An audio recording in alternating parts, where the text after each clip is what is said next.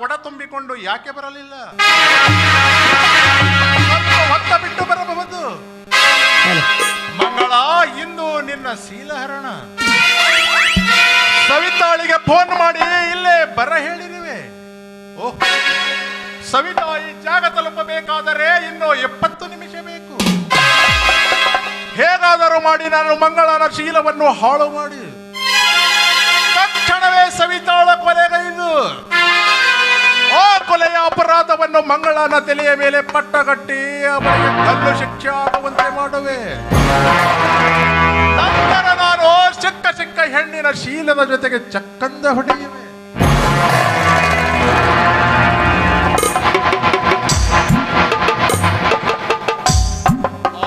ಬಂಡ ಮೈದುನ ಮತ್ತೆ ನಿನ್ನನ್ನು ನೀರು ತರಲು ಕಳಿಸಿರುವನಲ್ಲ. ಹೇಗೆ ನಡೆದಿದೆ ನಿನ್ನ ಜೀವನ? ಏ ತ್ಯಾಗರಾಜ್, ನನ್ನ ಜೀವನ ಹೇಗಾದ್ರೂ ನಡೆಯಲಿ, ಅದರ ವಿಚಾರ ನಿನಗೇಕೆ? ನೀನೇಕೆ ಇಲ್ಲಿಗೆ ಬಂದೆ ಅಷ್ಟೇ ಹೇಳು. ರತ್ನ ಕಂಬಳಿಯ ಮೇಲೆ ಮಲಗಬೇಕೆಂದು ಬಂದ ಕಂಡ ಕನಸನ್ನು ಮತ್ತೆ ನಿನ್ನನ್ನು ಮುಳ್ಳಿನ ಹಾಸಿಗೆಯ ಮೇಲೆ ಮಲಗುವಂತ ಪರಿಸ್ಥಿತಿ ಬಂದಿತ್ತಲ್ಲ, ಅದಕ್ಕೆ ಬಂದೆ. ಆಗಿನ ಜೀವನಕ್ಕೂ ಈಗಿನ ಕಾಲಕ್ಕೂ ಎಷ್ಟು ವ್ಯತ್ಯಾಸಗೊಂಡಿದೆ ಎಂದು ನೋಡಿ ಹೋಗುವುದಕ್ಕೆ ಬಂದೆ. ಏ ತ್ಯಾಗರಾಜ್, ಆ ದೇವರು ಮನಸ್ಸು ಮಾಡಿದ್ರೆ ಆ ಮುಳ್ಳಿನ ಹಾಸಿಗೆ ಕೂಡ ರತ್ನಗಂಬಳಿ ಆಗ್ಬಹುದು. ಅದರ ವಿಚಾರ ಮೊದಲು ಬಿಟ್ಟು ಬಿಡು.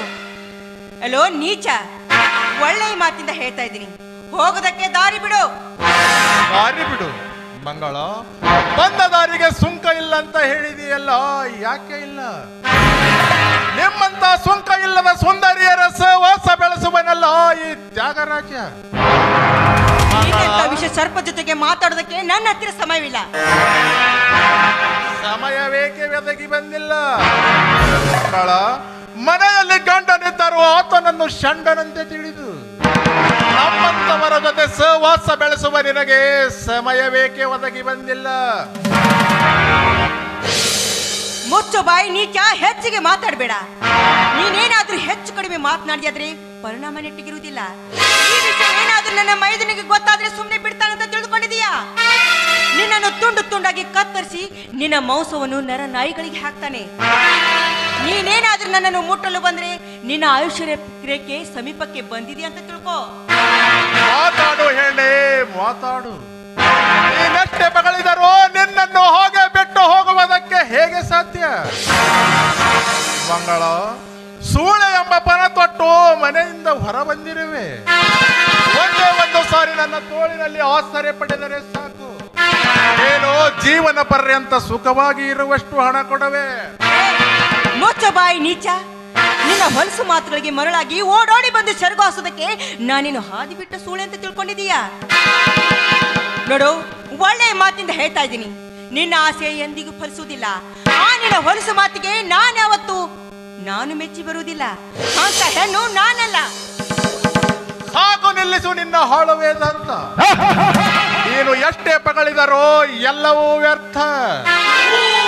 ನಿನ್ನ ಕೂಗು ಯಾರು ಇಲ್ಲಿ ಕೇಳುವುದೇ ಇಲ್ಲ. ಹೆಣ್ಣು ಚುಲ್ಲಕಂತ ಮಾತಾಡಬೇಡ. ಹೆಣ್ಣಿಗೂ ಒಂದು ಗೌರವ ಇದೆ, ಒಂದು ಒಳ್ಳೆಯ ಸ್ಥಾನವಿದೆ. ಹೆಣ್ಣನ್ನು ದೇವತೆ ಅಂತ ಪೂಜೆ ಮಾಡ್ತಾರೆ.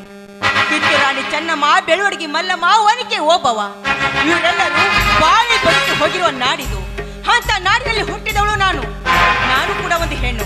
ಅಷ್ಟೇ ಅಲ್ಲ, ನಿಂತ ನೀಚನಿಗೆ ಜನ್ಮ ಕೊಟ್ಟಿದ್ದಾಳಲ್ಲ ಆ ನಿನ್ನ ತಾಯಿ ಒಂದು ಹೆಣ್ಣೆಂಬುದು ಮರೆಯಬೇಡ ನೀನು. ಸಾಧ್ಯವೇ ಇಲ್ಲ.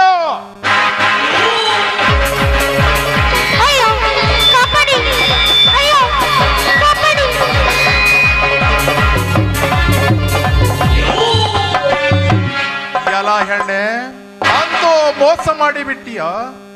ಎಷ್ಟೊಂದು ಮುಂದೆ ಬರೆಯುತ್ತೆ ಅಂತ ನನಗೆ ತಿಳಿದಿದ್ದಾರೆ ಆವಾಗಲೇ ನಿನ್ನ ಕಥೆಯನ್ನು ನಾನು ಮುಗಿಸಿ ಬಿಡುತ್ತಿದ್ದೆ. ಮಕ್ಕಳ, ಅಂತೂ ಕೈ ಕಚ್ಚಿ ಓಡಿ ಹೋದಿಯಲ್ಲ. ಹೋಗು ಹೆಣ್ಣೆ, ಹೋಗು. ನೀನು ಪಾತಾಳದಲ್ಲಿ ಅಡಗಿದರೂ ನಿನ್ನನ್ನು ಹಿಂಬಾಲಿಸಿ ನನ್ನ ಆಶೆಯನ್ನು ಈಡೇರಿಸಿಕೊಳ್ಳದೆ ಬಿಡುವುದೂ ಇಲ್ಲ.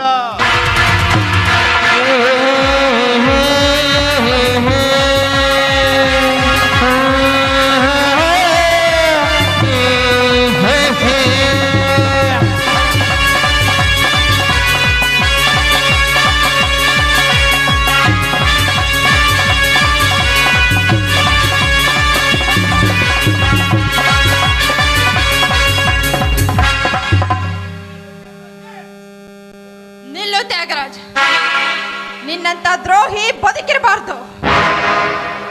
ಸವಿತಾ, ನಿನ್ನ ತಲೆ ಕೆಟ್ಟಿರಬೇಕೆ?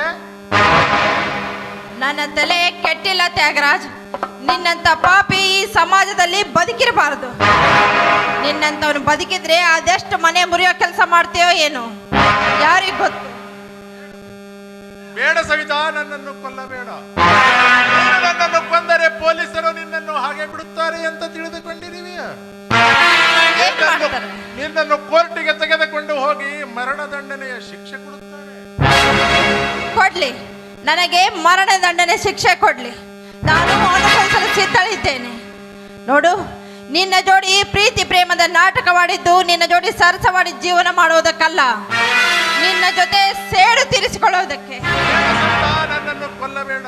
ನಾನು ಏನು ಅರಿಯದೆ ತಪ್ಪು ಮಾಡಿಬಿಟ್ಟೆ. ನನ್ನಲ್ಲಿರುವ ಎಲ್ಲ ಶ್ರೀ ಸಂಪತ್ತನ್ನು ನಿನ್ನನ್ನೇ ಕೊಟ್ಟು ಬಹುದೂರ ಹೋಗಿ ಬಿಡುವೆ. ಬಿಟ್ಟು ನಿನ್ನಂತವನು ಬದುಕಿರಬಾರದು. ಅಂತೂ ಗುಂಡು ಹಾರಿಸಿ ಬಿಟ್ಟಿಯ.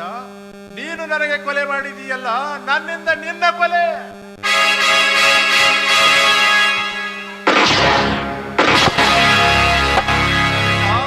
ನಾವಿಬ್ಬರು ಇಲ್ಲೇ ಸಾಯುವುದೇ ಖಂಡಿತ. ಆದರೆ ಇಲ್ಲಿ ಒಂದು ಕೊಲೆ ನಡೆಯುತ್ತೆ ಅಂತ ನಾನು ತಿಳಿದುಕೊಂಡಿದ್ದೆ. ಆದರೆ ಇಲ್ಲಿ ನಡೆಯುವುದು 2 ಕೊಲೆ. ನಮ್ಮಿಬ್ಬರ ಕೊಲೆ ಮಂಗಳನ ಮೇಲೆ ಬರುವುದು ಖಂಡಿತ.